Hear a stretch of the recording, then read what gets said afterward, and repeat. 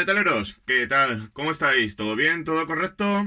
El tema de hoy puede causar sensaciones de todo tipo: fascinación, incredulidad, curiosidad, pero sobre todo escalofríos. Por fin vamos a hablar de cultos extraños, concretamente de uno que supuestamente practica la magia negra, la nigromancia, los sacrificios y un sinfín de ritos prohibidos que aquí se permiten, pues es considerado una religión. Seguramente a muchos de los que ya estáis aquí habéis oído hablar del vudú y diréis, bah, si esto ya me lo sé yo. Pero de seguro que en este vídeo vas a aprender cosas que no sabías, o igual sí, no sé. Porque revelaremos algunas de sus prácticas, hablaremos de personajes representativos de este culto y de zombies. ¡Comenzamos!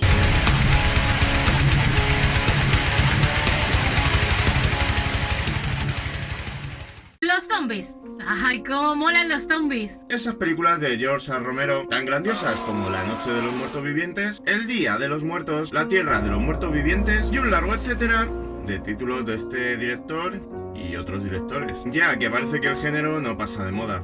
Pero empecemos por ahí. ¿De dónde vienen estos seres de ficción? Las raíces del fenómeno zombie se ubican en Haití. Todo empezó en 1880 cuando un periodista inglés, Spencer St. John, un experto en la cultura de allí, del vudú y los zombies, dio a conocer un extraño ritual donde se sacrificaban a jóvenes matándolos con una extraña bebida o veneno. Mucho más tarde añadió que estos mismos jóvenes eran revividos por los sacerdotes que dirigían la ceremonia y que una vez los jóvenes eran resucitados no parecían tener un comportamiento muy humano, ya que no tenían el control de sus actos y eran fácilmente vulnerables a órdenes y trabajos esclavistas. Debido a esto, el etnobotánico de Harvard, Wade Davis, viajó a Haití en 1982 para investigar y tomar una muestra de aquella extraña pócima que convertía a los vivos en no muertos, y así conoció a Clervis Narcisse, un campesino que se convirtió literalmente en un zombie, después de morir clínicamente en 1962 y revivir en 1980. A este hombre le convirtieron, según él, en un zombie porque su hermano contrató a un sacerdote vudú para que lo transformara. Por una rencilla típica de familia.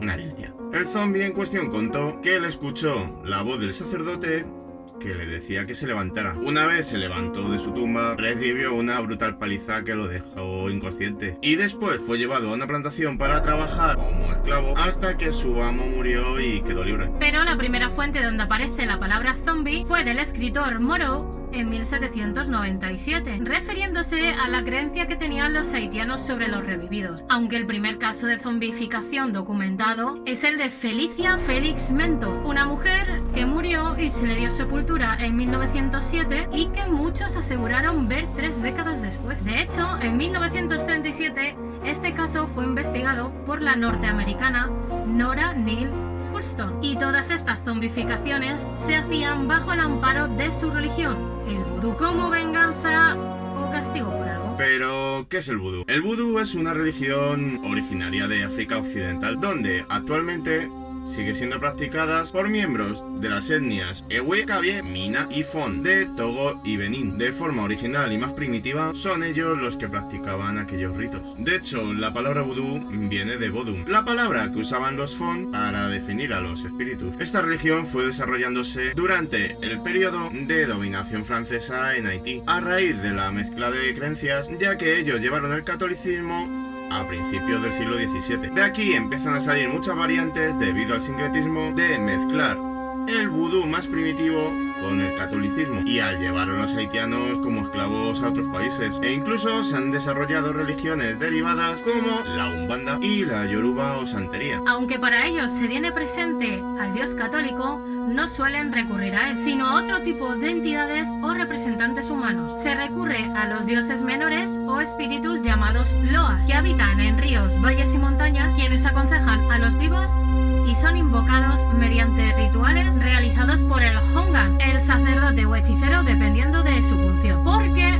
cuando el Hongan emplea su poder para realizar el mal, se le llama Boko. Y la Mambo, la sacerdotisa. Lo que más demandan los seguidores del vudú es la sanación y la protección ante la brujería y la magia negra. Todo ello en medio de un ritual primitivo y sagrado, fundiéndose en convulsas danzas a ritmo de percusiones frenéticas, buscando así el trance como vehículo para comunicarse con estas divinidades y el más allá. Como hemos dicho antes, existen muchas variantes del vudú. Una muy famosa es la de Nueva Orleans, que también se conoce por el nombre de hoodoo vudú o conjure, que se practica por los afroamericanos descendientes de esclavos que fueron llevados allí. Aquí es donde presentamos a un personaje muy importante dentro del hoodoo vudú en Nueva Orleans, considerada la auténtica reina del vudú, o también llamada la reina bruja. Ella era la Mambo Marie Laveau, que poseía tanta influencia y tanto poder adivinatorio que hizo de Nueva Orleans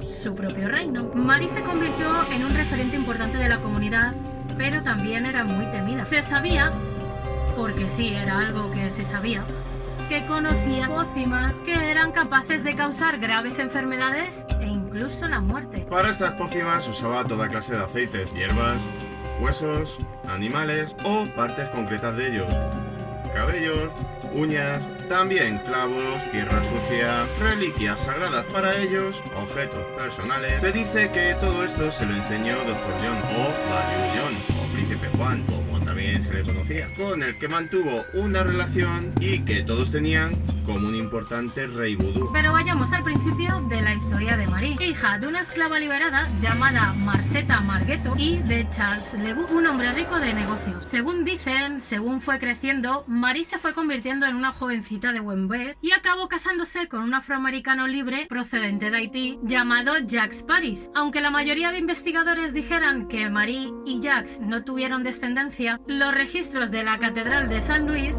documentan el bautismo de dos niñas, Marie-Angélie Paris, bautizada en 1823, y Felicity Paris, bautizada en 1824. Esto indica que Felicity fue bautizada cuando tenía 7 años, en 1817, 2 años antes de que tuviera lugar el enlace entre Marie y Jacques. El misterio empezó a rodar a Marie muy pronto, ya que de forma muy extraña desaparecieron sus 2 primeras hijas, y también su marido Jacques Paris en misteriosas circunstancias, y que además no existe registro alguno de su muerte. Pero sí se sabe que tras sus desapariciones, Marie, que se hacía llamar la viuda Paris, empezó a practicar abiertamente el vudú. El caso es que alrededor de 1826, Marie volvió a casarse con Louis Christophe Dumesnil de Glapion, que provenía de una familia blanca rica de Nueva Orleans, con el que se dice que tuvo 15 hijos y que estuvo casada con él hasta la muerte de Louis, que también fue una muerte sospechosa, por cierto. A partir de la muerte de su marido, Marie abrió una peluquería en Nueva Orleans en la que acudían mujeres adineradas a pedirle favores más allá de sus habilidades como estilista. ¿Ya me entendéis? Pues en su trastienda tenía un pequeño templo del vudú. Allí trabajaba con muñecos vudú, bolsas de gris, que es un amuleto originario de África, protector contra el demonio y que atraía la buena suerte, y demás rituales para satisfacer las demandas de estas exigentes clientas. En 1830, Marie Laveau fue nombrada reina vudú y tenía 3 lugares en los que habitualmente oficiaba los rituales, a los que siempre iba con su rey u oficiante masculino de segundo rango. En su casa en St. Anne Street, en su patio trasero, tenían lugar ceremonias que conjuraban al espíritu del gran zombie y a la deidad vudú Dumbala Agüedo, que se manifestaría a través de una serpiente. El segundo sería Congo Square y el tercer y último lugar era Bayou St. John, a orillas del lago Pontchartrain, donde se llevaron a cabo las principales ceremonias entre los iniciados a la religión, aparte de la peluquería que ya os habíamos dicho. Se dice que Mambo Marie murió a los 41 años, en 1835, pero registros oficiales de la ciudad de Nueva Orleans documentan la muerte de una mujer llamada Marie Glapion Laveau el 15 de junio de 1881, muriendo entonces a los 86 años y conservando el apellido de su último marido. Pero entonces, ¿por qué dicen que murió antes? Hasta su muerte está rodeada de misterio.